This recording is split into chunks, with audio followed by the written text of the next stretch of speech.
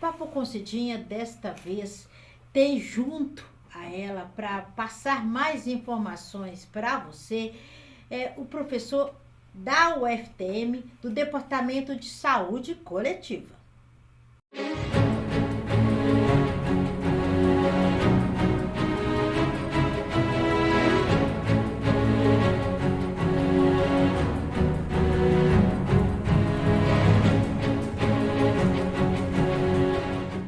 Professor Aragão, mais uma vez, 13 de maio. Questões, o senhor é do Departamento de Saúde Coletiva da UFTM. Questões da saúde do negro. Primeiro, agradeço um espaço, compartilhar algumas reflexões, né, sobre esse tema. Dizer também que pensar 13 de maio, Cidinha, é pensar uma pseudo-liberdade, né? Pensar que quando os negros e negras foram desobrigados de trabalhar na condição de escravizados, o Estado brasileiro ele não ofereceu, né, oportunidades de acesso à saúde. Mas o que eu estou entendendo por saúde, né, para quem nos escuta? Estou entendendo as condições de trabalho, as condições de habitação, né, o acesso à alimentação, o acesso ao descanso merecido, né, para dizer no mínimo, né, a educação, sobretudo, também. Isso ficou pela responsabilidade de cada um, de cada uma, de cada família, de cada indivíduo, né, recém-liberto. Isso é curioso porque os alforriados ou os libertos vão ocupar quais lugares nas cidades, né? As favelas, os morros, as áreas de alagados, as áreas de mangue, as áreas de floresta, né? As montanhas, então tudo que é espaço urbano, mas que não era até então preparado para receber pessoas para habitar ali. E o curioso é que essa liberdade ela não privilegiou a saúde na sua ampla compreensão que nós temos hoje, ao contrário, relegou os negros ao um cuidado, cada um se vira como pode, ou se vira com o que tem. Né? Então o Estado brasileiro nessa direção, ele pecou muito e continua pecando. Né? Na atualidade, me permita esse salto aí de tempo, né? Na atualidade, se você pegar um exemplo muito recente nosso, a pandemia. Tem um estudo na USP e da Fiocruz que mostrou claramente que as pessoas negras foram as que mais morreram na pandemia em função das condições de vida mesmo, né? Então é mais ou menos aquela repetição lá do final do século XIX, né? Então as pessoas que tinham que pegar transporte lotado e que não conseguiam ter home office ou trabalhar em casa, são as crianças que ficaram sem escolas, né? Convivendo o tempo todo umas com as outras, mas os pais e mães, né? E avós e parentes chegando do trabalho, né, e ameaçando, colocando em risco, né, a sentido da contaminação. Então, tudo isso tem um estudo muito forte, né, em relação à pandemia e em relação à saúde da população negra no Brasil. Quer dizer, o negro, apesar de ser liberto em 13 de maio pela princesa Isabel, que veio em função de uma pressão política, né? Houve uma pressão para que ocorresse essa liberdade, o negro não tem hoje ainda o acesso aonde ele deveria ter. Esse processo de abolição, ele começa muito antes da assinatura da Isabel, né? Muito antes. Então você percebe que o movimento negro ele vai se organizando já nos quilombos, mas também em grupos organizados dentro das cidades, né? Uma revolta aqui, uma revolta ali, e obviamente a força, né, do Império Brasileiro foi sufocando tudo isso até um ponto da pressão internacional acontecer. Né? Então, países europeus, no caso, a Inglaterra vai dizer assim, olha, nós não queremos mais comércio com vocês, no caso Portugal, porque vocês ainda têm mão de obra escrava. E aí aquilo, né, é uma libertação pelo alto, né, a gente costuma falar em sociologia também. Mas não só pelo alto, já vinha uma pressão de baixo para cima, né, uma efervescência de movimentos organizados da comunidade negra no Brasil, né, do sul ao nordeste, do leste ao oeste, com essas pressões. Então, digamos que a cartada final foi uma pressão internacional, mas que já vinha acontecendo isso dentro do Brasil, sim. Várias lideranças, né, negras que compraram a sua liberdade e tiveram acesso aos estudos, também contribuíram com os abolicionistas, também é uma outra palavra complexa, né? Qual é o lugar do abolicionista branco, né, nesse jogo de poder, nesse jogo de forças, né? Nem muito ao céu, nem muito à terra, como diria minha avó. Então é complexo, tá? E o que eu quero dizer com isso, esse resgate das lutas populares dos negros, também é a luta pela saúde do negro, né? Então, quando você tem a reforma sanitária brasileira e também a reforma psiquiátrica brasileira, o que está no pano de fundo não é somente, entre aspas, né, o acesso ampliado ao serviço de saúde, mas as condições para ter saúde. E aí de lá para cá, né, a gente tem que insistir nisso, Cidinha, de lá para cá, a população negra é a que mais foi alijada dos direitos elementares, inclusive dos direitos constitucionais. Habitação, alimentação, educação, trabalho remunerado. E aí quando veio a pandemia, isso ficou muito claro. Os hospícios, mencionei a reforma psiquiátrica. Dentro dos manicômios e hospícios, a população negra era predominante também, né? Mas por que predominante? Porque estavam nas ruas, estavam bebendo, estavam desempregadas, estavam de vadiagem, como diria o conceito, né, lá do século XIX, né? Claro, né, com uma abolição que foi feita sem essa garantia dos mínimos para a vida existir, a saúde, ela enfim, entre dimensões da vida humana, a saúde ela vai ladeira abaixo, né? E aí, claro, né, cada um vai se virando como pode, com o que tem, né? Quando o senhor fala isso, vivendo como pode, a gente pega a questão de saúde, questão de educação. Negro. Uhum. A que ponto? Como ele tem acesso? Como ele consegue sobreviver diante dos vários obstáculos que surgem? Menina, haja criatividade. Mas mais que criatividade, haja irmandade, né? Haja solidariedade entre os pares. Por que eu estou dizendo isso? Alguns trabalhos que eu tenho lido e orientado, né, e participado como banca como avaliador, dão conta de mostrar que início do século XIX, foram várias as iniciativas de negros para educar negros. A defasagem do acesso à escola era gigante, né? Uma defasagem que estava muito mais como projeto do que mero acaso. Por que defasagem? Como projeto? Não permite aos negros um acesso contínuo à educação formal, por exemplo. E aí você tem vários negros e negras que tiveram esse acesso, né, por N caminhos, e que estavam ensinando crianças, jovens e mesmo adultos negros a ler e escrever. Mas mais do que ler e escrever, Cidinha, é marcar um lugar na sociedade, com um pensamento crítico, de construir uma interpretação do porquê a vida desse negro, dessa negra, estava assim, indo de mal a pior. No tocante à educação, à alimentação, à saúde, aos ganhos financeiros, né? E aí é entender que quando a elite branca brasileira republicana ela ascende esse poder, né, já em 1889, se percebe que há um alinhamento com o chamado desenvolvimento capitalista, né? E aí isso é muito legal de trazer adiante. Você pode até trazer outros professores da área de história para darem mais detalhes disso, que é a propaganda do Brasil no exterior convidando imigrantes brancos para virem para cá, né? E detalhe, não são imigrantes ricos que vêm para cá, são pobres, mas imigrantes pobres que sabem ler e escrever. E o curioso é que esse Estado brasileiro ele já vem com a perspectiva de fixação desse imigrante branco para cá, mas mais do que isso, de uma tentativa de branqueamento da população brasileira. Sacou? Isso fica difícil de entender se a gente não tem essa perspectiva histórica, se a gente perder isso de vista, né?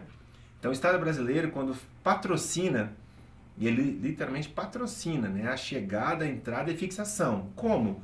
propriedades urbanas, comércios, vaga nas escolas, emprego, trabalho em fazendas, ou seja, está tudo garantido. Para o negro que foi, entre aspas, libertado um ano antes, nada. Nada. E aí quando eu digo nada, a saúde está nesse nada. Né? E a saúde ela é muito sensível à habitação, à alimentação, né, precarizadas. Então, você vai perceber que as doenças pelas quais os negros vão sofrer, muitos brancos não sofreriam mais. Então, por isso que essa questão, quando o senhor fala da saúde do negro, eu pouco acesso aos recursos para ter uma boa saúde, vamos dizer que é onde o negro procura nos ramos, vamos dizer, nos mata o seu remédio? É uma tradição, né? É uma perspectiva. Eu até falava disso ontem numa aula de saúde e sociedade para o curso de terapia ocupacional, a força da cultura. Então você tem um saber ancestral, né, que veio com os escravizados, né, vindo da África, portanto, e sim, mas não só, né, você tem as questões, o saber indígena também, o saber nativo, né, dos povos originários, da adoção de cascas, sementes, folhas, flores, frutos, raízes, né, de tudo que é tipo, né, de uso para acalmar as dores, para sanar as dores, para curar inclusive, né? Então o negro ele vai buscar ainda na tradição e olha que curioso, né? É um saber que passa de gerações, né? Tá aí até hoje, né?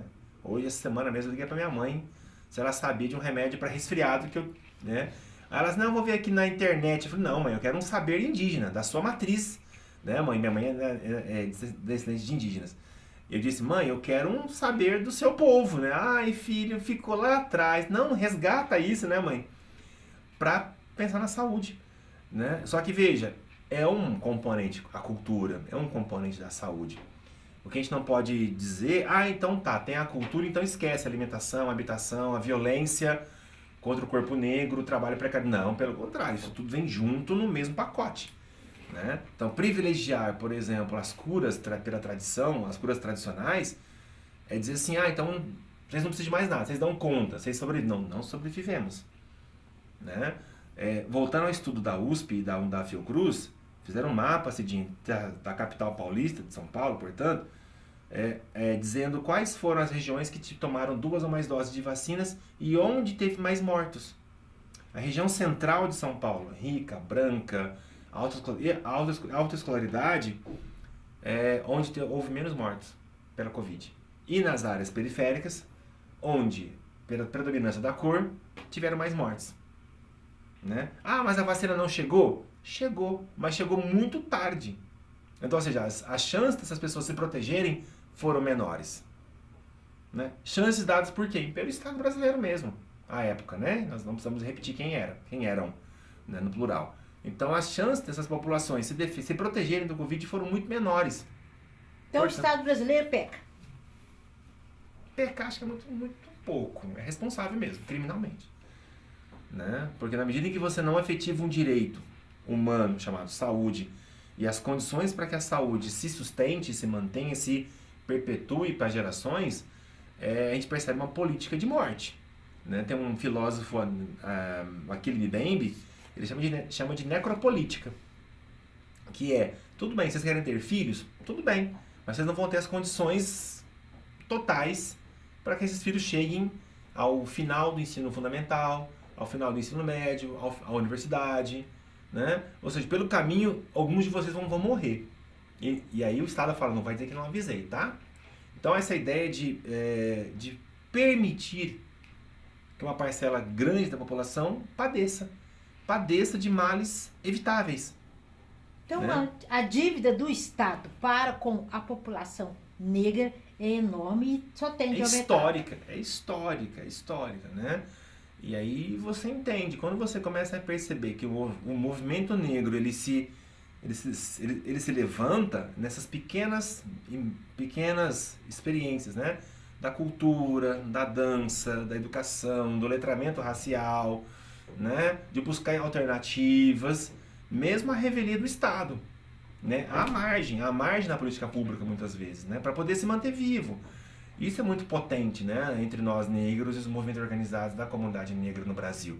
E Uberaba em particular também. Você tem que perceber isso. Você imaginou o papel do candomblé e da Umbanda em, em acolher, em matar a fome, em garantir uma moradia mínima? São esses grupos que vão se fortalecendo, né? Mesmo a revelia da política pública do Estado. Então, isso que é legal perceber, né? Como é que o movimento negro, os negros e negras vão se fortalecendo mesmo, mas chega uma hora, Cidinha, que vai precisar do Estado. Né? A qualidade do ensino ofertado, né, nas escolas, a qualidade da merenda na escola, a qualidade do alimento que chega, né, em projetos e iniciativas do Estado, por exemplo. A segurança pública, nossa, a segurança pública é um negócio que tem que ser discutido em um outro programa, gente. Porque quando o senhor fala dessa questão da dívida do Estado para com o negro, nós vemos que só está aumentando, porque as religiões adquiriram e estão cumprindo o papel do Estado. Muitas delas.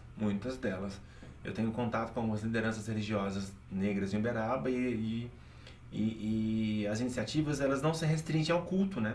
Os orixás, por exemplo, né? Mas elas têm outras estratégias de acolhimento e proteção das pessoas que frequentam e que não frequentam os terreiros e os centros e que, por vezes, fazem as vezes do Estado. Né? A alimentação, a proteção, a assessoria jurídica, por exemplo, né? O acolhimento. Então, tudo isso a gente começa a perceber que isso, sempre houve. Acho que bacana a gente reforçar isso, sempre houve. E o que é curioso, né? O Estado não pode se furtar da sua responsabilidade legal, que é garantir o acesso à manutenção, à escola, ao posto de saúde, às vacinas, né? A segurança. Então, tudo isso a gente tem que pensar muito bem, porque do contrário, né, vira um grupo fora. Não é isso que se trata, né? Tá dentro, tá aqui. Né? Protege, ampara, acolhe, mas o Estado deve fazer papel dele. É constitucional isso, né? E o negro está sabendo buscar os seus direitos? Já melhorou bastante. Quando eu falo melhorou, ainda falta caminhar muito. A gente conversa com muita gente nos projetos de extensão que eu desenvolvo, com adolescentes negros, e eu pergunto, você sabe o que é cotas? Aí uns perguntam assim, não sei, o que é? Então, cota, explicamos, né? Meus alunos da extensão universitária, eles levam essa informação e muitos parece que tiram uma trave, parece que tiram uma venda do olho, né? Olha, você é um adolescente negro e você pode acessar o programa de cotas da UFTM, da Unesp, da UFG, da USP, onde você quiser estudar. Ah, sério? Mas não é coisa não é coisa para quem não quer se esforçar? Aí vamos discutir o que é tal do esforço, mérito próprio. Então é uma forma, a cota está sendo uma forma do Estado brasileiro, como política de Estado, né, para reparar essa dívida histórica, dentre tantas, né, dívidas históricas com relação ao povo negro no Brasil, que, enfim, né, mais de quase 4 séculos de escravidão deu conta de produzir. Então levar para as pessoas, através de projetos, de palestras, de aulas mesmo, aqui na UFTM mesmo, em outros espaços que a gente, enquanto docente, também atua, Cidinha, é levar esse direito para dizer assim, olha, isso aqui é seu, é do Estado, né? Uma forma de... E aí vem esse contraponto, mas eu estou tirando a vaga de alguém. Não, você não está, não, é direito seu. Enquanto adolescente, jovem, negro, oriundo dessa história toda. Então ele tem que mostrar pro jovem negro, para adolescente negra, que há uma história atrás, né? Que essa história nunca o privilegiou. Pelo contrário, só o escamoteou, só marginalizou. E quando eu falo marginalizar, não é só a questão do crime. Colocou longe mesmo, longe da escola, longe do acesso à saúde, longe do acesso à assistência social, longe da universidade.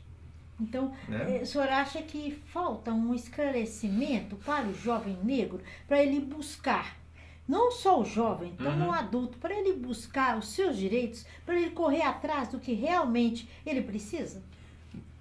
Acho que está para além disso ainda, né? É você lá no ensino fundamental ter um professor de matemática, de literatura, de redação, de ciências, que diga, olha, a história do negro no campo da ciência, a história do negro no campo da literatura, a história do negro no campo da cultura. E dizer, olha, lá, e coloque isso como projeto para você se afirmar enquanto identidade coletiva, né? Então a gente pensa que a universidade tem um papel relevante, não há como negar isso, Cidinha, de acolher o estudante negro, a estudante negra, mas quando a gente faz projetos de extensão, leva essa informação junto, né? Então, porque quando a gente fala correr atrás, é perigoso. Porque correr atrás é assim, eu tenho condições de correr? Não. Eu estou alimentado? Tenho preparo físico? Tive a informação de qualidade para onde eu estou correndo? Você quer nessa direção, naquela direção? Né? Então, e aí sempre os mais velozes, mais fortes, mais bem alimentados, que dormiram bem, né, correm melhor atrás. Isso até para os negros também. Então, a ideia de correr atrás é muito perigosa. Né? Então, quando eu digo assim, o Estado, na educação, eu falo educação porque é o meu lugar de fala também enquanto educador, né, Cidinha? Oferece essa discussão, oferece esses caminhos, né? Esse potencial da população negra que luta, tem lutado para conquistar espaços e marcar espaços, né? E fixar-se nesses espaços, né? Enquanto agente político, aí que está o problema. A fragilidade continua ali. Professor, o nosso tempo é pequeno, nós vamos voltar a falar depois das cotas, principalmente, é uma questão sobre as cotas, e eu me comprometo, a gente está falando depois sobre este assunto. Eu queria que o senhor, resumidamente, falasse 13 de maio, saúde, sociedade, educação do negro. 13 de maio teve sua relevância, mas o desafio maior foi dia 14. Um dia depois, né? O desafio maior foi dia 14. Olha, tá tudo bem, e agora? E agora pensar como ficou a saúde dessa população, né? Que passou a padecer, que continua a padecer dos mesmos problemas, quando eu falo padecer é sofrer, morrer, ficar sequelado pelos mesmos problemas que os brancos já não sofriam mais, nem tanto. Né? Vou pegar para você um exemplo do saneamento básico. Depois a gente volta a discussão também sobre isso. A educação tem um papel fundamental, uma educação racialmente referenciada, uma educação que reconheça o valor, a potência, né, da cultura negra no Brasil, como um marcador importantíssimo, né, e dizer que a saúde é fundamental, né, no sentido de que não é somente a ausência de doenças. Então, cultuar meu orixá, né? Jogar minha capoeira, usar minhas roupas, né? do culto, usar minhas expressões gastronômicas, transitar pelos espaços, visitar um doente no hospital de clínicas, por exemplo, que é do centro de Candomblé, e eu ir com meus adereços, com minha veste, né? E não ser pichada, não ser rechaçada, né? Não ser alvo de racismo, de preconceito que seja, porque eu estou nesse espaço, né? Fazendo ali um acolhimento de um indivíduo, né? Que é do grupo do centro que nós frequentamos, por exemplo.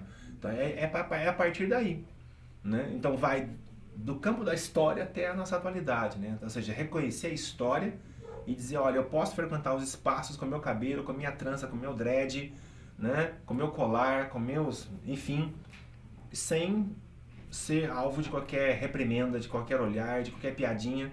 Isso vai impactar na minha saúde, para que ela fique melhor, né? E se tudo isso acontece, eu tenho a saúde melhor, eu trabalho melhor, eu estudo melhor, né? Eu sou sou respeitoso também com quem me respeitam, e assim por diante. Eu falei respeito, não tolerância, tá? Diferente demais. Respeitar mesmo. Tolerar, eu tolero porque não tem outro jeito, tá? Então, é respeitar mesmo. Acho que dei conta. Fechou o 13 de maio?